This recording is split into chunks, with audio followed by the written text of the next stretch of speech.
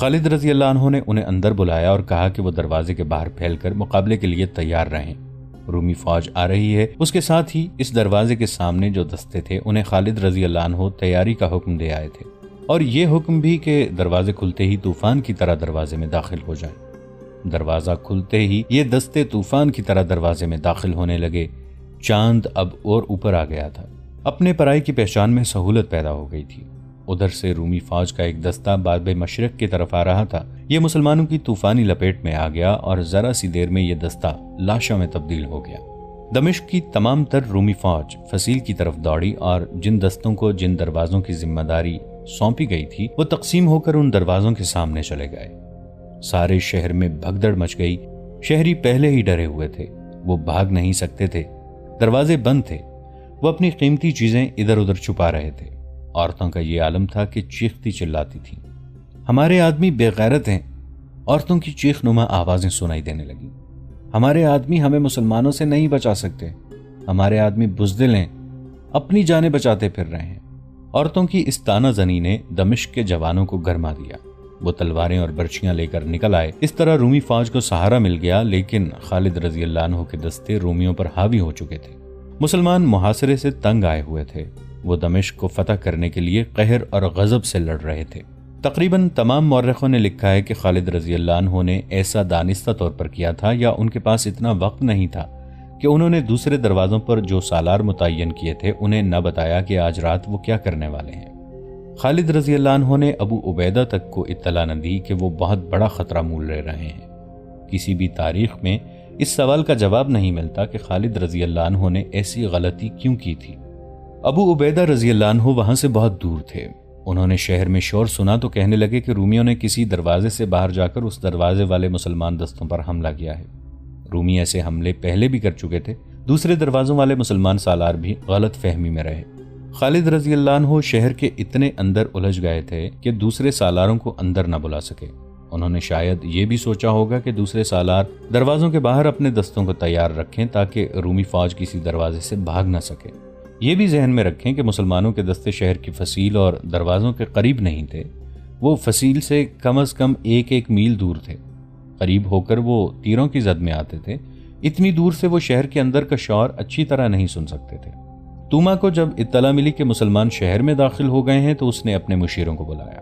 کون کون سے دروازے سے مسلمان اندر آئے ہیں؟ توما نے پوچھا۔ صرف ایک دروازے سے، اسے کسی نے جواب دیا، مشرقی دروازے سے، باقی سب دروازے بند ہیں۔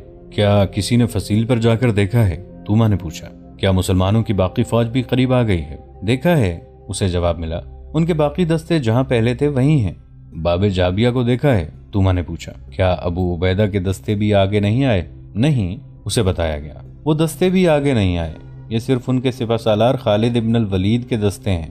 توما کے مشیر اور سالار آ گئے۔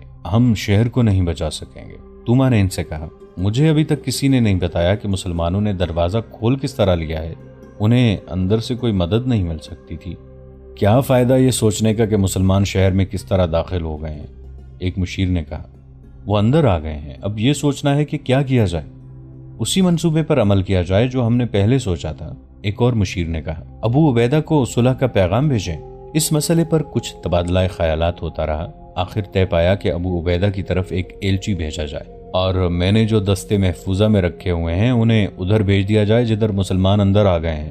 توما نے حکم دیا، انہیں میرا پیغام دیا جائے کہ دمشق شہر کی نہیں بلکہ سلطنت روم کی آبرو اور آن ان کے ہاتھ میں ہے، وہ جانیں قربان کر دیں اور مسلمانوں کے سالار ابن ولید کو زندہ یا مردہ میرے پاس لے آئیں۔ ہنری اسمتھ، ابو سعید، واقدی اور تبری نے لکھا ہے کہ توما ذہنی طور پر ہتھیار ڈال چکا تھا۔ وہ اپنے محفوظہ کے دستوں کو اس لیے شہر کی لڑائی میں جھونک رہا تھا کہ خالد رضی اللہ عنہ کو اپنے فریب کارانہ منصوبے کی کامیابی تک روکا جا سکے۔ اس کے یہودی اور عیسائی مشیر معمولی دماغوں کے آدمی نہیں تھے۔ رات گزرتی جا رہی تھی اور شہر کے اندر کی لڑائی بڑھتی جا رہی تھی۔ اب گلیوں میں لڑائی ہو رہی تھی۔ پلہ خالد رضی اللہ عنہ کے دستوں کا بھاری تھا۔ رومیوں کے محفوظہ کے دستوں نے خالد رضی اللہ عنہ کے لیے مشکل پیدا کر دی تھی، لیکن خالد رضی اللہ عنہ ہمت ہارنے والے نہیں تھے۔ ان کے آگے بڑھنے کی رفتار کم ہو گئی تھی۔ ادھر ابو عبیدہ رضی اللہ عنہ فجر کی نماز پڑھ چکے تو انہیں بتایا گیا کہ رومی سپہ سالار کے 2 ایلچی آئے ہیں۔ ابو عبیدہ رضی اللہ عنہ نے انہیں بلا لیا۔ کیا تمہارے سالار کے ابھی ہوش ٹھکانے نہیں آئے؟ ابو عبیدہ رضی اللہ عنہ نے ایلچیوں سے کہا۔ کہو، تم کیوں آئے ہو؟ سپہ سالار توما کا پیغام لائے ہیں، ایک ایلچی نے کہا۔ جب تک ہتھیار نہیں ڈالو گے میں صلح کے لیے تیار نہیں ہو سکتا، ابو عبیدہ رضی اللہ عنہ نے کہا۔ اے عرب کے رحم دل سالار، دوسرے ایلچی نے کہا، ہم لڑائی اور خونریزی ختم کرنے آئے ہیں۔ سپہ سالار توما نے ہمیں پیغام دیا ہے کہ وہ ہتھیار ڈالنے پر رضامند ہیں۔ ہم صرف یہ چاہتے ہیں کہ ہمیں شہر سے نکل جانے دیا جائے، شہر میں لوٹ مار نہ ہو، کسی کو قتل نہ کیا جائے، ہر شہری اور فوجی اپنے ساتھ جو مال اموال لے جا سکتا ہے لے جانے کی اجازت دی جائے۔ ہم ناحق خون بہانے نہیں آئے ہیں رومیوں، ابو عبیدہ رضی اللہ عنہ نے کہا۔ خدا کی قسم میں اپنے ان ساتھیوں کا خون تمہیں کبھی معاف نہیں کر سکتا جو تم نے بہایا ہے۔ شہنشاہ ہرقل کے داماد سپہ سالار توما نے کہا ہے کہ ہم تاوان ادا کریں گے، ایک ایلچی نے کہا۔ آپ اسے شاید جزیہ کہتے ہیں یا جو بھی کچھ کہتے ہیں، ہمارا شہنشاہ اللہ ہے، ابو عبیدہ رضی اللہ عنہ نے کہا۔ تم نے ہرقل کو اس طرح شہنشاہ کہا ہے جیسے وہ ہمارا بھی شہنشاہ ہو اور وہ ہمیں خیرات دے رہا ہو۔ ہرقل ہتھیار ڈال دے گا تو ہم بھی اس سے شہنشاہ ہی کہیں گے، ایلچی نے کہا۔ ہم اس کے نوکر ہیں اور اس کا حکم بجا لاتے ہیں، کیا آپ ہم پر اور دمشق کی عورتوں اور بچوں پر رحم نہیں کریں گے؟ اے سالار مدینہ، دوسرے ایلچی نے کہا، دمشق کے شہری تو لڑنا ہی نہیں چاہتے، وہ تو بہت پہلے سے سپہ سالار توما کو کہہ رہے تھے کہ مدینہ والوں کے ساتھ صلح کر لو۔ اگر اسلام کے متعلق ہم نے جو سنا ہے وہ درست ہے تو آپ کو زیادہ نہیں سوچنا چاہیے۔ خدا کی قسم، ابو عبیدہ رضی اللہ عنہ نے کہا، تم میرے سپہ سالار خالد بن ولید کے پاس جاتے تو وہ بھی وہی کہتا جو میں کہوں گا۔ ہمارے آگے جو جھک جاتا ہے اور ہم سے جو صلح کی بھیک مانگتا ہے اسے ہم بخش دیتے ہیں کہ اسلام کا حکم یہی ہے۔ اگر کوئی آخری دم تک لڑے اور ہم بزور شمشیر اس سے ہتھیار ڈلوائیں تو پھر ہم اسے رحم کے قابل نہیں سمجھتے۔ اس وقت خالد رضی اللہ عنہ شہر کے مشرقی حصے میں لڑ رہے تھے اور وہ رومی فوجیوں کا اور ان شہری جوانوں کا جو اپنی فوج کے دوش بدوش لڑ رہے تھے صفایا کرتے چلے جا رہے تھے۔ رومیوں کی فوج دوسرے دروازوں کے آگے بھی چلی گئی تھی۔ اس طرح یہ فوج تقسیم ہو کر کمزور ہو گئی تھی۔ اس سے خالد رضی اللہ عنہ نے بہت فائدہ اٹھایا۔ ادھر باب جابیہ کھل گیا اور ابو عبیدہ رضی اللہ عنہ اپنے دستوں کے ساتھ توما کے ایلچیوں کی رہنمائی میں شہر میں داخل ہوئے۔ توما نے 3 اور دروازے کھول کر اعلان کرا دیا کہ صلح ہو گئی ہے اور رومی دمشق سے جا رہے ہیں۔ معاہدہ ہو گیا ہے کہ لوٹ مار نہیں ہوگی، مسلمان کسی شہری کو قتل نہیں کریں گے اور کسی عورت کو مسلمان اپنے قبضے میں نہیں لیں گے۔ غروب آفتاب میں کچھ وقت ابھی باقی تھا جب ابو عبیدہ رضی اللہ عنہ شہر میں داخل ہوئے تھے۔ خود توما نے آگے بڑھ کر ابو عبیدہ رضی اللہ عنہ کا استقبال کیا۔ توما کے ساتھ اس کا ایک سالار ہربیس بھی تھا، دمشق کا بڑا پادری بھی تھا۔ اے رومیو، ابو عبیدہ رضی اللہ عنہ نے توما اور ہربیس سے کہا، تم خوش قسمت ہو کہ تم نے خود ہی شہر ہمارے حوالے کر دیا ہے۔ اس سے تم نے اپنے آپ کو، اپنی فوج اور شہریوں کو بہت بڑی ذلت سے بچا لیا ہے اور تم نے اپنے مال اور اموال کو بھی بچا لیا ہے۔ اور یہ شور کیسا ہے؟ کیا کہیں لڑائی ہو رہی ہے؟ لوگ صلح کی خوشی میں شور و غل مچا رہے ہیں۔ توما نے جھوٹ بولا، وہ دیکھیں میری فوج دیوار کے ساتھ کھڑی ہے، سب کے ہتھیار زمین پر پڑے ہیں۔ اس وقت خالد رضی اللہ عنہ شہر کے اس حصے پر غالب آ چکے تھے جس میں رومی فوج کے 2-3 دستوں نے ان کا مقابلہ کیا تھا۔ اب خالد رضی اللہ عنہ بچ بچ کر آگے بڑھ رہے تھے۔ وہ حیران تھے کہ شہر کی باقی فوج ان کے مقابلے کے لیے کیوں نہیں آ رہی۔ اسے خالد رضی اللہ عنہ پھندا سمجھ رہے تھے۔ اسی خطرے کے پیش نظر وہ محتاط ہو کے آگے بڑھ رہے تھے۔ باہر سے ان کا رابطہ ٹوٹ گیا تھا۔ انہیں ایسی توقع نہیں تھی کہ دروازے کھل جائیں گے اور ان کی باقی فوج بھی اندر آ جائے گی۔ خالد رضی اللہ عنہ اپنے آپ کو بڑی ہی خطرناک صورتحال میں پھنسا ہوا محسوس کر رہے تھے۔ دمشق کے وسطی حصے میں شہر کا بڑا گرجا تھا جو کلیسائے مریم کہلاتا تھا۔ ابو عبیدہ رضی اللہ عنہ کو وہاں لے جایا جا رہا تھا۔ وہ گرجی کے قریب پہنچے ہی تھے کہ خالد رضی اللہ عنہ اپنے محافظوں کے ساتھ ادھر آ نکلے۔ انہوں نے ابو عبیدہ رضی اللہ عنہ کو ایسے پرامن انداز سے توما وغیرہ کے ساتھ دیکھا کہ ان کی تلواریں نیاموں میں تھیں تو خالد بن ولید رضی اللہ عنہ پریشان ہو گئے۔ ابو عبیدہ رضی اللہ عنہ نے خالد رضی اللہ عنہ اور ان کے محافظوں کو دیکھا۔ خالد رضی اللہ عنہ کے ہاتھ میں تلوار اور ڈھال تھی۔ تلوار خون سے لال تھی، دستے تک خون گیا ہوا تھا۔ خالد رضی اللہ عنہ پسینے میں نہائے ہوئے تھے اور ان کے کپڑوں پر خون کے بے شمار چھینٹے اور دبے تھے۔ ان کا سانس پھولا ہوا تھا۔ خالد رضی اللہ عنہ کے محافظوں کی بھی ایسی ہی حالت تھی۔ اس میں کوئی شک نہیں تھا کہ خالد رضی اللہ عنہ لڑتے ہوئے یہاں تک پہنچے ہیں۔ محافظوں کے پاس برچیاں تھیں جن کی انیاں جیسے خون میں سے نکالی گئی تھیں۔ خالد رضی اللہ عنہ اور ابو عبیدہ رضی اللہ عنہ ایک دوسرے کو حیرت زدگی کے عالم میں دیکھتے رہے۔ ابو سلیمان، ابو عبیدہ رضی اللہ عنہ نے آخر سکوت توڑا اور خالد رضی اللہ عنہ سے کہا، کیا تو اللہ کا شکر ادا نہیں کرے گا کہ اس کی ذات باری نے یہ شہر ہمیں عطا کر دیا ہے، اللہ نے صلح منظور کرنے کی سعادت مجھے عطا فرمائی ہے، ان لوگوں نے بغیر لڑے میرے آگے ہتھیار ڈال دیے ہیں، پھر تو کیوں خون ٹپکاتی تلوار اپنے ہاتھ میں لیے پھرتا ہے؟ میں نے انہیں شہر سے اپنے مال اموال لے جانے کی اجازت دے دی ہے۔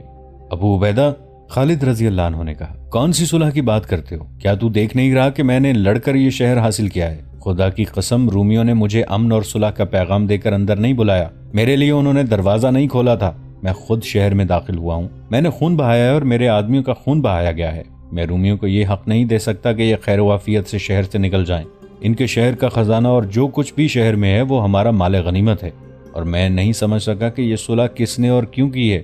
ابو سلیمان، ابو عبیدہ نے کہا، میں اور میرے دستے پرامن طریقے سے شہر میں داخل ہوئے ہیں، دیکھ شہر کے دروازے کھل گئے ہیں، اگر تو میرے فیصلے کو رد کرنا چاہے تو کر دے، لیکن یہ سوچ کہ میں دشمن کے ہتھیار ڈالنے پر اسے بخشش کا وعدہ دے چکا ہوں، اگر یہ وعدہ پورا نہ ہوا تو رومی کہیں گے کہ مسلمان وعدوں کے کچے ہیں، اس کی زد اسلام پر بھی پڑے گی۔ خالد رضی اللہ عنہ کی حالت یہ تھی کہ غصے سے ان کے ہونٹ کانپ رہے تھے، وہ برداشت نہیں کر سکتے تھے کہ سالار اعلیٰ وہ ہوں اور صلح کے معاہدے کوئی اور کرتا پھرے۔ ابو عبیدہ رضی اللہ عنہ اپنی بات پر اس طرح اڑے ہوئے تھے کہ انہیں پرواہ ہی نہیں تھی کہ خالد رضی اللہ عنہ خلیفہ کی طرف سے سالار اعلیٰ مقرر کیے گئے ہیں۔ توما، اس کا نائب سالار، حربیس، پادری اور مشیر وغیرہ الگ کھڑے تماشا دیکھ رہے تھے، انہیں اپنی چال کامیاب ہوتی نظر آ رہی تھی، بلکہ چال ضرورت سے زیادہ کامیاب ہو رہی تھی۔ وہ اس طرح کہ مسلمانوں کا سپہ سالار اور اس کا قائم مقام سالار آپس میں لڑنے پر آ گئے تھے۔ ابو عبیدہ کی جگہ کوئی اور سالار ہوتا تو خالد رضی اللہ عنہ اسے سالاری سے معزول کر کے سپاہی بنا دیتے یا اسے واپس مدینہ بھیج دیتے، لیکن وہ ابو عبیدہ رضی اللہ عنہ تھے جنہیں رسول اکرم صلی اللہ علیہ وآلہ وسلم نے امین الامت کا خطاب دیا تھا۔ انہیں الاثرم بھی کہتے تھے کیونکہ ان کے سامنے کے دانت احد کی جنگ میں شہید ہوئے تھے۔ مشہور مورخ ابن قتیبہ اور واقدی نے لکھا ہے کہ رسول اللہ صلی اللہ علیہ وآلہ وسلم کو ابو عبیدہ رضی اللہ عنہ سے خاص محبت تھی۔ یہ بھی لکھا گیا ہے کہ ابو عبیدہ رضی اللہ عنہ بغیر دانتوں کے دانتوں والوں سے زیادہ خوبرو لگتے تھے، ان کا زہد اور تقوی ضرب المثل تھا۔ خلیفۃ المسلمین ابو بکر رضی اللہ عنہ ان کا بہت احترام کرتے تھے اور مجاہدین ان کے اشارے پر جانیں قربان کرنے کو تیار رہتے تھے۔ خالد رضی اللہ عنہ کے دل میں ابو عبیدہ رضی اللہ عنہ کا اتنا احترام تھا کہ میدان جنگ میں دونوں کی پہلی ملاقات ہوئی تو خالد رضی اللہ عنہ گھوڑے پر سوار نہیں تھے، ابو عبیدہ گھوڑے پر سوار تھے۔ خالد رضی اللہ عنہ چونکہ سالار اعلیٰ تھے اس لیے ابو عبیدہ رضی اللہ عنہ نے اتر کر خالد رضی اللہ عنہ سے ملنا چاہا، لیکن خالد رضی اللہ عنہ نے انہیں روک دیا اور کہا کہ میرے دل میں اپنے احترام کو قائم رکھیں۔ وہ ابو عبیدہ اب خالد سے پوچھے بغیر دشمن کے متعلق بڑا اہم فیصلہ کر بیٹھے اور اسے بدلنے پر آمادہ نہیں ہو رہے تھے۔ ابو عبیدہ رضی اللہ عنہ عشرہ مبشرہ میں سے بھی تھے۔ ابو عبیدہ رضی اللہ عنہ کی تمام خوبیوں اور اسلامی معاشرے میں ان کی قدر و منزلت کو تسلیم کرتے ہوئے اس دور کے وقائع نگار اور مورخ لکھتے ہیں کہ جنگی امور کی جو سوجھ بوجھ خالد رضی اللہ عنہ میں تھی وہ ابو عبیدہ رضی اللہ عنہ میں نہیں تھی۔ وہ باریکیوں کو نہیں سمجھتے تھے، البتہ حرب و ضرب میں مہارت رکھتے تھے۔ میں تجھے امیر مانتا ہوں ابو سلیمان، ابو عبیدہ رضی اللہ عنہ نے کہا، لیکن یہ سوچ کہ میں اپنے دستوں کے ساتھ پرامن طریقے سے شہر میں لایا گیا ہوں۔ ابن الجراح، خالد رضی اللہ عنہ نے کہا، آ تجھے دکھاؤں کہ میں کس طرح شہر میں داخل ہوا ہوں اور رات سے اب تک مجھے کیسی لڑائی لڑنی پڑی ہے۔ ان رومیوں نے دیکھا کہ یہ لڑ نہیں سکتے اور میں شہر کی اینٹ سے اینٹ بجا دوں گا تو یہ تیرے پاس جا پہنچے، میں انہیں معاف نہیں کروں گا۔ ابو سلیمان، ابو عبیدہ رضی اللہ عنہ نے دبدبے سے کہا، کیا تو اللہ سے نہیں ڈرتا؟ میں نے انہیں اپنی پناہ میں لے لیا ہے، ان سے حفاظت کا وعدہ کر چکا ہوں۔ لیکن خالد رضی اللہ عنہ ابو عبیدہ رضی اللہ عنہ کی بات ماننے پر آمادہ نہیں تھا۔ ابو سلیمان، ابو عبیدہ رضی اللہ عنہ نے افسوس کے لہجے میں کہا، میں نے جب ان کی شرطیں سن کر انہیں حفاظت کا وعدہ دیا تھا اس وقت مجھے گمان تک نہیں ہوا تھا کہ تو میرے فیصلے پر اعتراض کرے گا۔ میں یہ بھی نہیں جانتا تھا کہ تو لڑ رہا ہے۔ میں نے اپنے اللہ اور رسول کریم صلی اللہ علیہ وآلہ وسلم کے احکام کے مطابق اور انہی کے نام پر رومیوں کو بخش دیا ہے۔ سمجھ لے ابو سلیمان، میری بات سمجھ لے، مجھے بد عہدی کا ارتکاب نہ کرنے دے۔ دونوں کے درمیان بحث چلتی رہی۔ خالد رضی اللہ عنہ کے محافظوں کو بھی غصہ آ گیا، وہ تلواریں سونت کر توما اور اس کے ساتھیوں پر جھپٹے۔ وہ انہیں قتل کر دینا چاہتے تھے۔ انہیں کسی طرح شک ہو گیا تھا کہ یہ رومیوں کی چال ہے جو دو سالاروں کو لڑا رہی ہے۔ محافظوں نے توما وغیرہ پر حلہ بولا تو ابو عبیدہ رضی اللہ عنہ دوڑ کر ان کے آگے ہو گئے۔ خبردار، ابو عبیدہ رضی اللہ عنہ نے کہا، پہلے کچھ فیصلہ ہونے دو، یہ ابھی میری پناہ میں ہے اور تمہیں جب تک حکم نہیں ملتا تم کوئی حرکت نہیں کر سکتے۔ خالد رضی اللہ عنہ نے ابو عبیدہ رضی اللہ عنہ کے اس حکم کو بھی برداشت کیا۔ خالد رضی اللہ عنہ کی موجودگی میں ابو عبیدہ رضی اللہ عنہ کوئی حکم نہیں دے سکتے تھے۔ یہ صورتحال مسلمانوں کے لیے اچھی نہیں تھی۔ ایک غلطی تو خالد رضی اللہ عنہ سے ہوئی تھی کہ کمند پھینک کر شہر میں داخل ہونے جیسا خطرناک کام کر رہے تھے، مگر ابو عبیدہ رضی اللہ عنہ کو اطلاع نہ دی، حالانکہ وہ خالد رضی اللہ عنہ کے قائم مقام سالار تھے۔ خالد رضی اللہ عنہ نے تو ان سالاروں میں سے بھی کسی کو نہ بتایا جو شہر کے دوسرے دروازوں کے سامنے اپنے دستوں کے ساتھ موجود تھے۔ اس کے بعد غلطی ابو عبیدہ رضی اللہ عنہ کی تھی، جنہوں نے وہ فیصلہ کیا جو صرف سالار اعلیٰ کو کرنا چاہیے تھا۔ خالد رضی اللہ عنہ اور ابو عبیدہ رضی اللہ عنہ کے درمیان یہ جھگڑا ان کی انا کا مسئلہ بن کر کوئی ناگوار صورت اختیار کر سکتا تھا، لیکن یہ اس دور کا واقعہ ہے جب مسلمان آپس کے کسی جھگڑے کو ذاتی مسئلہ نہیں بنایا کرتے تھے اور ان کے حاکم اپنے آپ کو آج کل کے حاکموں کی طرح نہیں سمجھا کرتے تھے۔ خالد رضی اللہ عنہ نے دوسرے سالاروں کو بلایا۔ اس وقت تک دوسرے دستے بھی شہر میں آ چکے تھے۔ سالار جب خالد رضی اللہ عنہ کے پاس آئے تو خالد نے اپنا اور ابو عبیدہ کا جھگڑا ان کے آگے رکھ دیا۔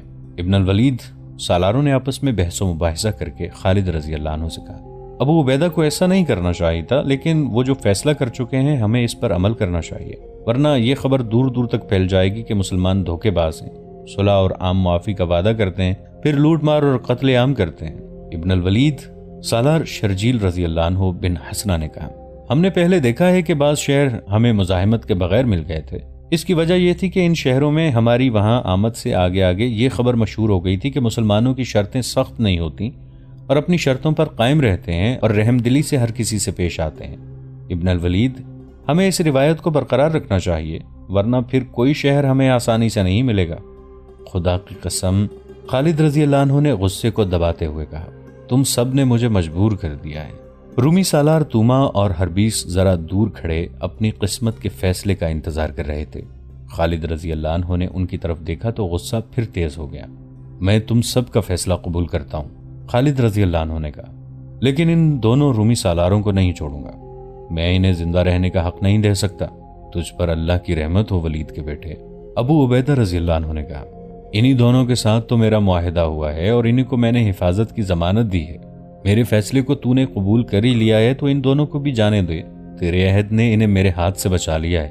خالد رضی اللہ عنہ نے غضبناک آواز میں کہا، لیکن یہ دونوں اللہ کی لعنت سے نہیں بچ سکیں گے۔ ایک اور مورخ بلازری نے لکھا ہے کہ توما اور ہربیس کے پاس ایک آدمی کھڑا تھا جو عربی زبان سمجھتا اور بولتا تھا۔